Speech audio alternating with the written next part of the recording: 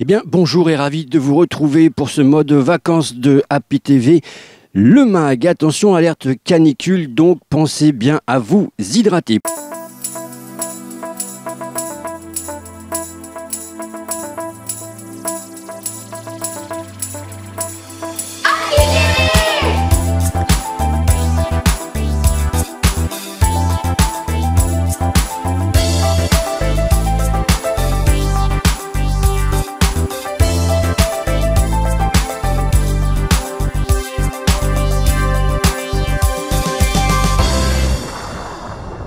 Nous allons vous emmener maintenant sur l'aéroport de Montpellier. Nous allons y retrouver Philippe Montet pour un reportage sur deux drôles de machines de Rafale. Bonjour à toutes et à tous, nous sommes sur le tarmac de l'aéroport Montpellier-Méditerranée avec ce moment exceptionnel que nous avions envie de partager avec vous sur Palavas TV en ce début du mois d'août 2018. Eh bien, ce sont les deux avions qui sont à mes côtés, à droite à gauche, deux Rafales qui vont être dans le ciel palavasien à l'occasion de la traditionnelle démonstration de la patrouille de France et de l'armée de l'air.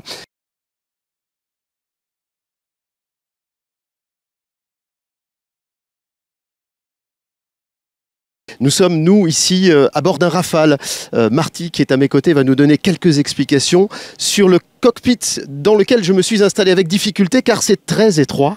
Que dire de ce cockpit du Rafale et de cette, j'allais dire, de ce fleuron de l'armée de l'air française?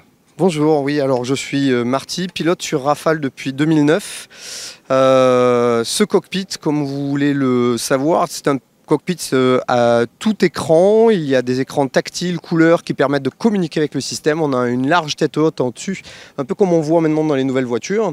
Un map display avec toutes les informations radar. Et vous avez le manche pilote à droite.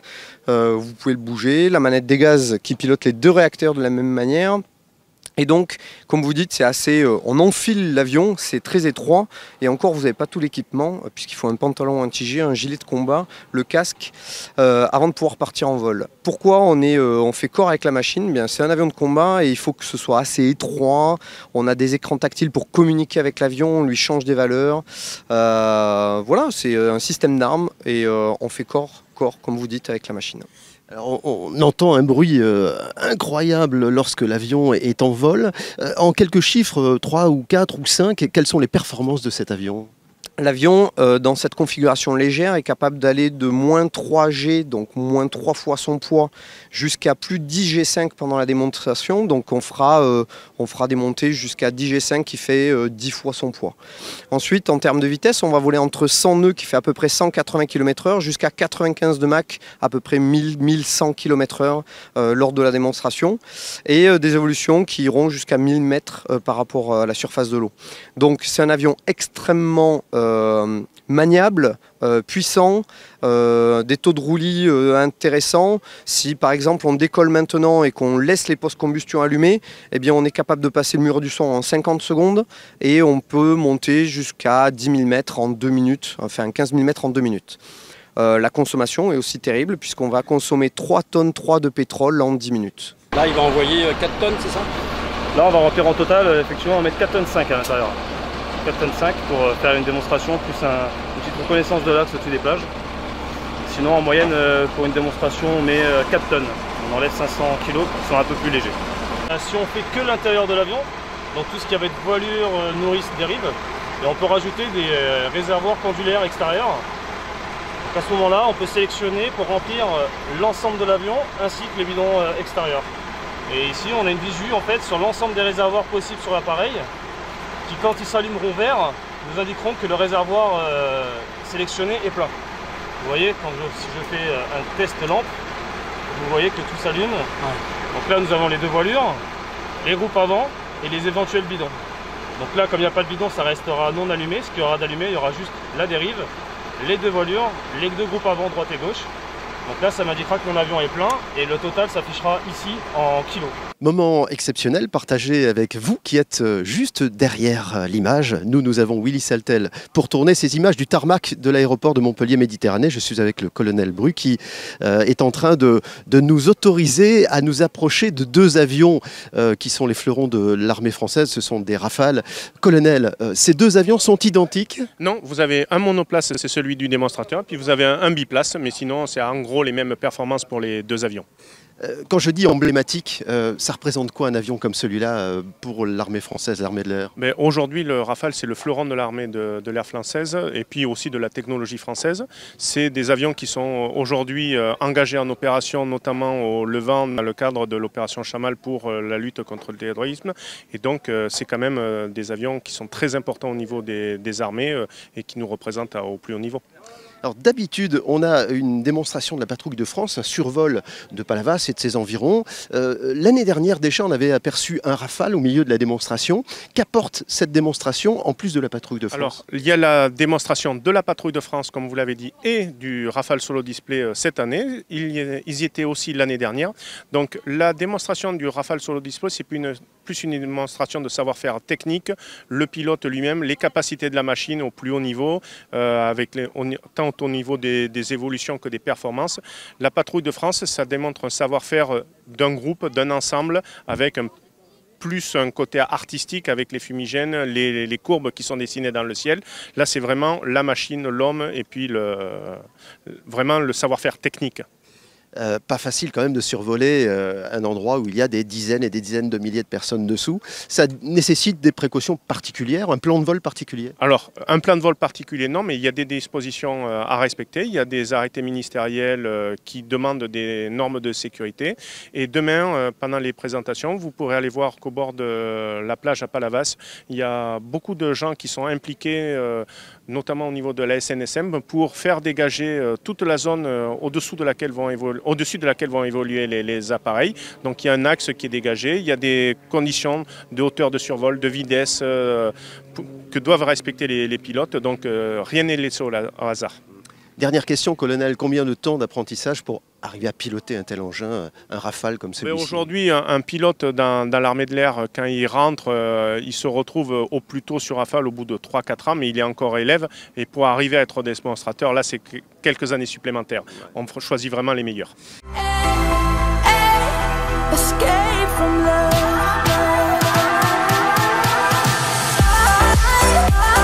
Haribo Pic, à chacun son pic. Haribo, c'est beau la vie, pour les grands et les petits.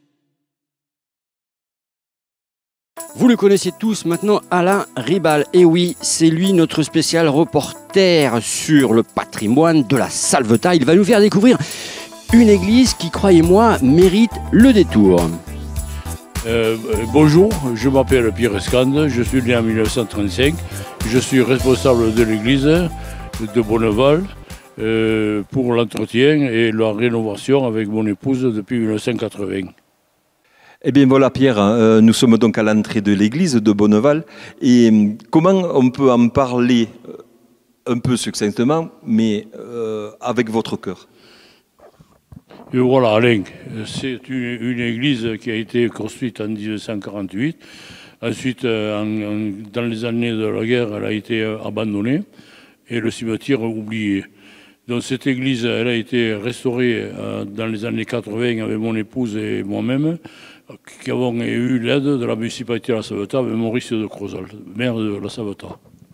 Bon, très bien. Donc on comprend bien que la municipalité vous a aidé, mais quand même les plus gros acteurs, c'est votre épouse et vous-même. J'ai donné du temps, un peu d'argent aussi à mon épouse, mais enfin, c'est quelque chose qui ne compte pas en moi puisque je suis un bénévole. Bien d'accord, mais alors pourquoi l'église de Bonneval? Pourquoi celle-là en particulier? Alors, cette église, j'ai tenu parce que mon arrière-grand-père a été le président de fabrique, ce qu'on appelle maintenant le conseil paroissial. Et pour lui, pour le respect et pour sa mémoire, j'ai tenu à le remettre en état parce que lui, il a été resté quand même 30 ans président de fabrique. Pierre, dans l'histoire de l'église, il y a un moment assez terrible qui s'est passé et qui vous a marqué particulièrement. J'ai été surtout marqué par le pillage de cette église pour la bonne raison que la chaire, les chandeliers, les chandeliers, les vitraux, les dalles ont été ramassés, pillés. Donc il fallait tout remettre en ordre et retrouver cette église avec laquelle je suis aidé maintenant par Bernard Coquille et son épouse Jacqueline. Et certains aussi bénévoles qui vous donnent un coup de main, quelques affaires pour embellir l'église. J'ai été appuyé un peu par la municipalité de la Savetat pour l'environnement, mais ensuite pour l'intérieur, j'ai travaillé tout seul jusqu'à ces dernières années, avant que Bernard Courquille et son épouse viennent m'aider.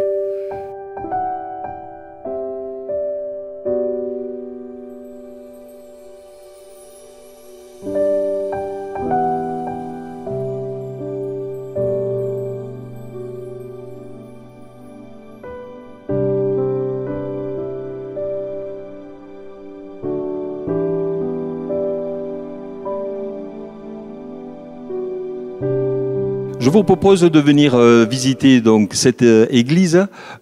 Pierre, vous l'ouvrez au public. De quelle date à quelle date et environ les horaires d'ouverture? Bien, c'est assez regrettable qu'on ne puisse pas l'ouvrir toute l'année parce qu'ici, il y a beaucoup de passages. Il y a beaucoup de touristes qui passent aussi. Et elle est visitable que du 14 juillet au 1er septembre, le temps que je me trouve ici à Bonneval. C'est ensuite un passage de beaucoup de l'Europe du Nord. Et je suis content de mon livre d'or qui est signé, où il se passe des belles choses. Effectivement, on va aller se diriger vers ce livre d'or qui est rempli de mots les plus agréables les uns que les autres, de visiteurs qui, évidemment, donnent des petits mots sur... Alors, bien sûr, ce qui fait plaisir, c'est qu'on retrouve souvent des textes, des commentaires qui parlent de mon épouse et qui me parlent aussi de moi-même, auxquels j'ai participé vraiment là. Ne quittez pas votre écran. Nous avons, Pierre et moi, quelque chose encore à vous montrer. Nous y allons, Pierre? On y va. Allez.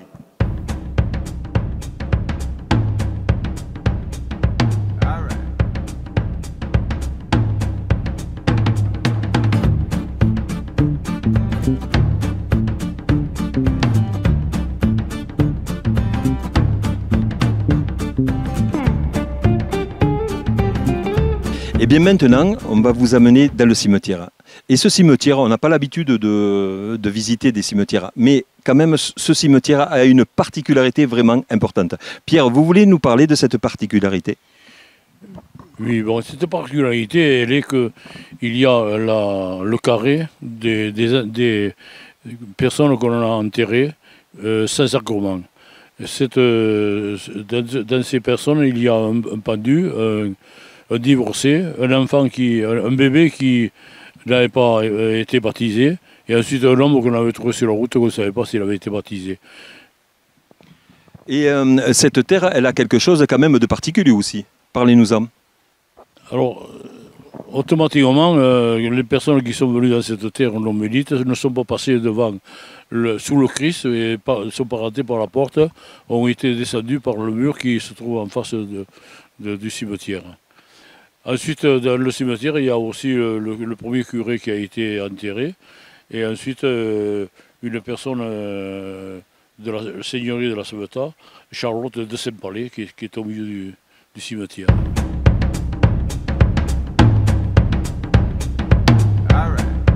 Eh bien, merci Pierre de nous avoir accueillis dans cet endroit magnifique. Encore une fois, on a passé un moment extraordinaire. Vous vouliez rajouter un petit mot peut-être? Eh bien voilà, tout l'honneur est pour moi d'avoir à mes côtés et en face de moi une caméra. Et je vous remercie beaucoup, la télé de la Savetat, d'avoir pensé à ce site magique de Bonneval, avec son église et son cimetière. Très bien, et on associe toute l'équipe de la Savetat TV. Quant à nous, on se retrouve donc bientôt pour d'autres aventures. Et n'oubliez pas, restez curieux sur la Savetat TV. Ciao, ciao, ciao!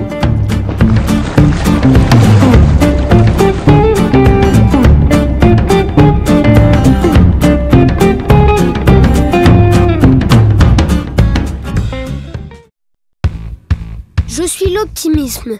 Grâce à moi, les hommes et les femmes vivent mieux et en meilleure santé. J'ai appris aux hommes à chanter et danser sous la pluie, mais aussi à en profiter pour se laver avec. Car je leur ai appris que l'optimisme sert à optimiser. à obtenir plus et mieux pour moins. Je suis l'optimisme. Je ne refuse pas de voir l'adversité, mais je refuse d'y voir une fatalité. Et puis comme chaque semaine, bien sûr, vous l'attendez et vous l'attendez toujours et encore, la fameuse recette de Seb. C'est pour vous. Bonjour, je m'appelle Maëlle et j'ai 7 ans et je suis le roi du barbecue. Je m'appelle Yann, j'ai 10 ans et j'adore les bonnes recettes. Je m'appelle Iris, j'ai 12 ans et j'adore les cochons. Je m'appelle Jeanne, j'ai 13 ans et j'adore les beaux garçons.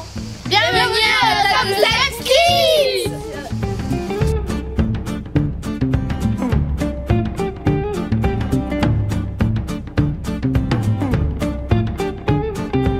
Bonjour et bienvenue à la table de Seb. Cette semaine, avec mon assistante Iris, nous allons faire un tiramisu aux fruits d'été. Pour ce tiramisu, il nous faut des biscuits à la cuillère, 80 g de sucre, 250 g de mascarpone et 2 œufs, des nectarines, des abricots, 2 citrons verts, un melon. Après, pour les fruits, vous pouvez rajouter des pêches, des cerises, des fraises, à votre convenance. Il vous faudra aussi du nectar pomme framboise de Cuisa dans l'Aude et du Neuilly Prat de Marseillan. Pour commencer, séparez les blancs des jaunes. Avec les jaunes, ajoutez la moitié du sucre, soit environ 40 g, et le mascarpone. Et fouettez. Ajoutez un fond de Neuilly Prat ambré, avec modération, et mélangez à nouveau. Voilà, mettre au frais. Ensuite, battre les blancs en neige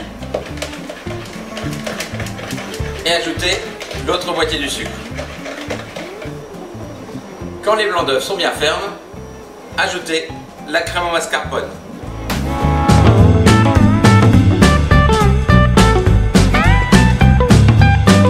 Pour imbiber les biscuits à la cuillère, prenez 2 verres de nectar pomme framboise,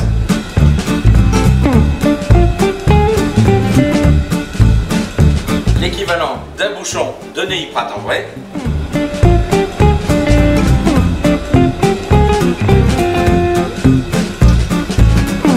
et le jus d'un citron vert.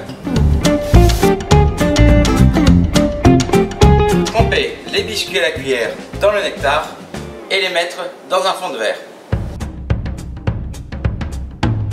Une fois les biscuits imbibés au fond du verre, ajoutez la crème mascarpone par-dessus.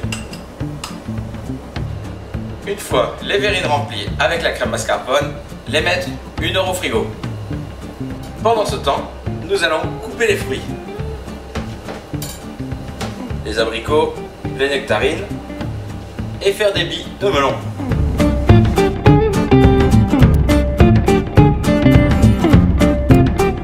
Et pour finir, il ne reste plus qu'à décorer avec les fruits frais de l'été. Ajoutez du zeste de citron vert pour la déco. Il ne reste plus qu'à déguster.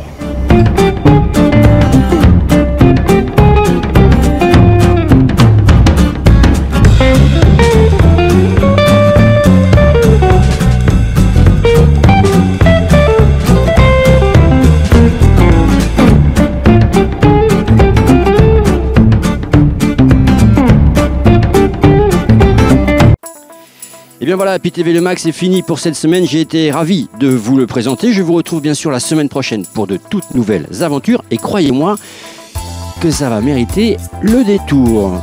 Portez-vous bien, bonnes vacances à vous tous. Attention au soleil, hydratez-vous et surtout, restez curieux. Salut, bye!